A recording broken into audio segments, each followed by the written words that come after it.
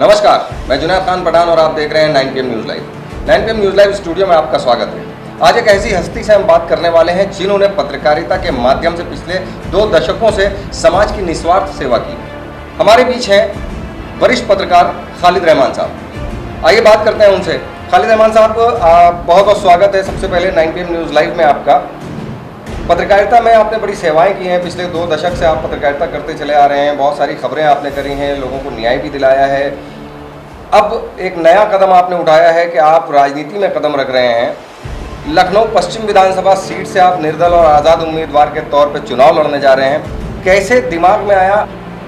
पहले बात बहुत बहुत शुक्रिया आपका जुनैद साहब, और 9PM लाइव न्यूज़ के सभी दर्शकों का मैं बहुत बहुत शुक्रिया अदा करता हूँ। आपने कहा कि किस तरह से आपको ख्याल आया राजनीति में आने का। मेरा कोई ख्याल नहीं है। ये जो मेरी 20 साल 22 साल की पत्रकारिता की मेहनत है, समाज सेवा है पत्रकारिता के माध्यम से, उसमें जो मैंने काम किया है, जिस जनता के लिए मैंने काम किया है, उस जनता ने ही मुझसे कहा कि खालिद भाई, आपने पत्रकारिता के माध्यम से समाज सेवा बहुत की है, अब हम लोग ये चाहते हैं कि आप राजनीति में भी आकर समाज सेवा को अमली जामा बनाएं।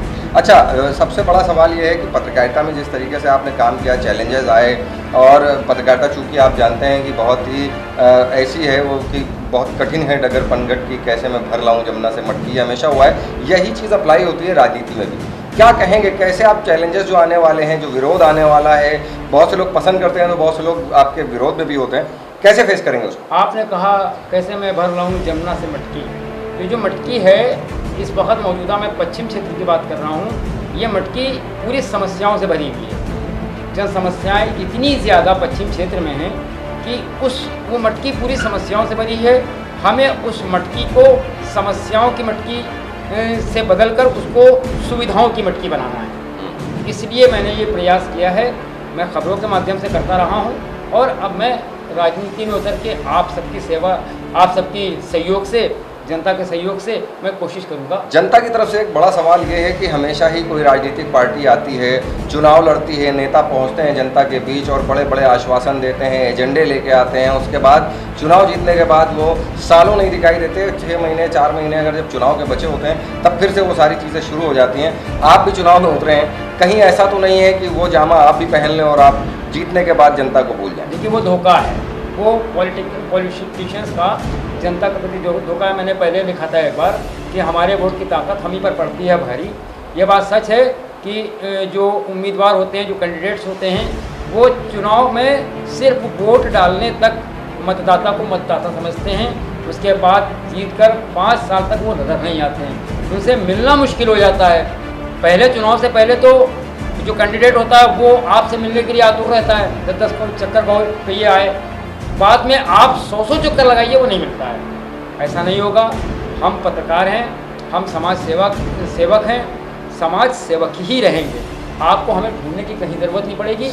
एक कॉल पे आपके खालिद रहमान आने की कोशिश करें। जिस तरीके से जनता जो है वो अभी तक जिस तरीके की पश्चिम में परेशानियां झेल रही है, आप ही ने कहा कि बहुत सारी गंदगी, बहुत सारे, वहीं दूसरी तरफ कहीं ना कहीं एक प्रावधान है नगर निगम के माध्यम से, जो है नगर निगम चिकित्सालय या एक नगर निगम का स्कूल खोल करके उस पर्टिकुलर एरिया में वहाँ के जो अशिक्षित लोग हैं उनको शिक्षा, और जो बीमार हैं उनको चिकित्सा पहुँचा सकें।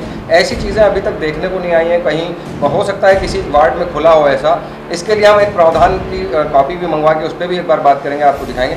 क्या कहना चाहेंगे इस पर? भाई देखिए, ऐसा है कि समस्याएं इतनी ज़्यादा हैं, बढ़ गई हैं। 70 साल में समस्याएं इतनी ज़्यादा बढ़ गई हैं कि विधायक, सभासद, सांसद, कोई भी उन समस्याओं को, हम कह रहे हैं 100% तो छोड़ दीजिए, 50%, 20% ख़त्म नहीं कर पाया।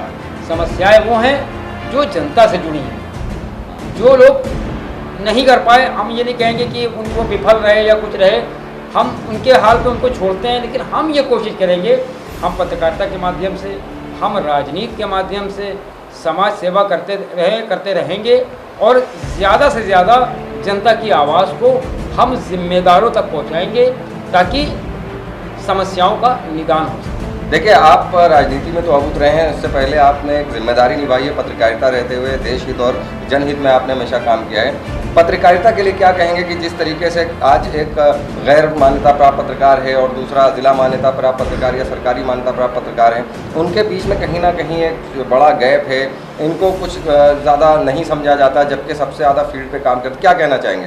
देखिए, आपको मैं बता दूं, गैर मान्यता प्राप्त पत्रकार की जो बात कर रहे हैं आप, 5 साल पहले हम लोगों ने मिलकर एक यूनाइटेड पत्रकार एसोसिएशन बनाई थी।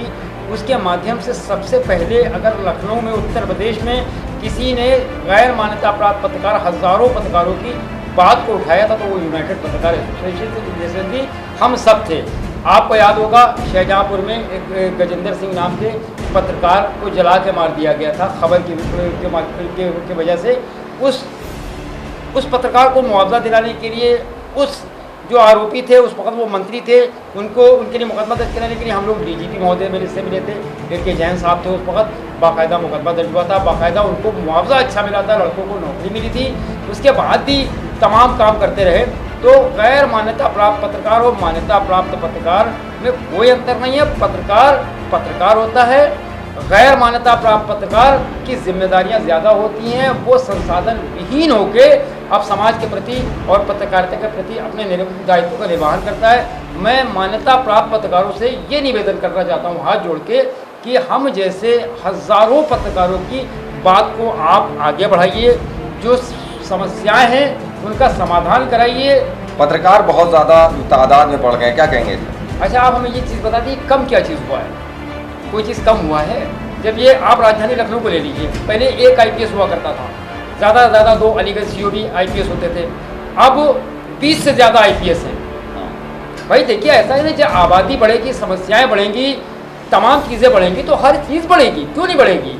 मेडिकल कॉलेज बढ़े, छात्र बढ़े, अस्पताल बढ़े, बेड बढ़े, स्कूल बढ़े, टीचर बढ़े, पुलिसकर्मियों की संख्या बढ़ी, नेताओं की संख्या बढ़ी, विधानसभा की सीटें बढ़ाई गई। तो पत्रकार अगर बढ़ रहे तो उसमें आप लोग को परेशानी क्या है? किसी को क्या परेशानी है? भाई पत्रकार आदमी कहता है कि यार ये तो बहुत छोटा पत्रकार नहीं होता है। देखिए, जो लोग कहते हैं कि पत्रकारिता अपराध में कन्वर्ट हो रही है, लोग जाके चम्मचगिरी कर रहे हैं, एक बात मैं बहुत बुरी लगेगी, मैं किसी को आरोपित करना नहीं चाहता हूँ और ना मैं किसी अपराध को बढ़ावा देना चाहता हूँ, ना मैं उसका पक्षधर हूँ।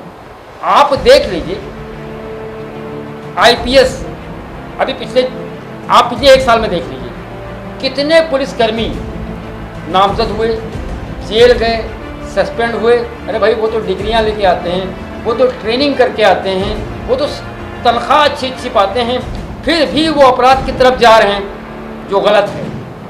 पत्रकार बहुत सीमित संसाधनों में अपने दायित्वों का निर्वहन कर रहा है। मैं जो गैर मान्यता प्राप्त पत्रकार है, उन भाइयों से मैं ये निवेदन करना चाहूँगा कि पत्रकारिता की गरिमा को बरकरार रखते हुए कोई भी ऐसा काम न करें जिस पे कोई उंगली उठाए, दूसरों की तरह पत्रकारिता पर भी उंगली उठे। खालिद साहब, मैं राजनीति की तरफ वापस आता हूँ कि अगर आप जीत जाते हैं तो पत्रकारों के लिए और जनता के लिए सदन में क्या आवाज़ उठाएंगे? देखिए, चुनाव जीतना और हारना और मंत्री बनना हो, विधायक बनना हो, ये सब, मुख्यमंत्री बनना, ये सब तो बात की बात है।